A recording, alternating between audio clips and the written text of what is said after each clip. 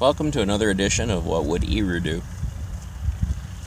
Well, many years ago, my computer had a hard drive that was failing. And it kept crashing and crashing. So I knew I had to get the data off of it, but I just couldn't do it. And so I would start transferring information, and then it would run for a little while, and then it would stop. So I would start it again, and it would run for a little while, and it would stop even sooner. And this pattern continued for a bit, and I got to thinking that maybe this was a heat issue.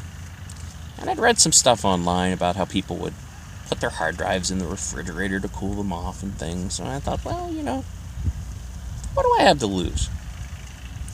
So I put the hard drive in a Ziploc bag, and I stuck it in the fridge. A couple hours or whatever, and I brought it out, hooked it up, and well, what do you know? It actually downloaded for much longer than it had in the past, but still really not long enough to get anything done. It was going to take me, days to get all this data off of it. So I thought, well, it's kind of broken now. Let's up our game a little bit. So I sealed up the bag and I chucked it in the freezer overnight. Now, I should caution you that, your mileage may vary with this. So, I wouldn't try it at home. This isn't a technical video. Just kind of a, what would I do if this was broken? So anyway, I pulled it back out, hooked it up, and man, it ran for a long time when it was frozen. But eventually, it did, eventually heat up and fail. So I got to thinking, it's probably, definitely has a heat issue of some kind. Like, how can I keep this thing cool while running it? I can't really just stick it in a vat of ice, that would seem kind of dangerous. Ooh, but dry ice. I mean, it's right in the word, right? Dry? This would be perfect.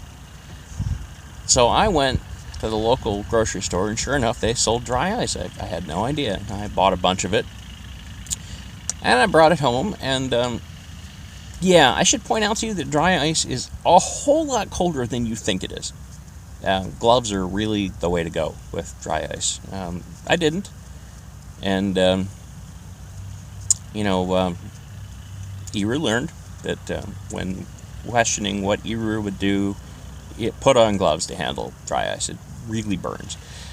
So anyway, I stacked up this dry ice, and then I sat the hard drive right on top of it. I think I might have put a piece of saran wrap or something under it, but I piled this dry ice underneath of my desk and sat the hard drive on top of it, and then I just turned it on.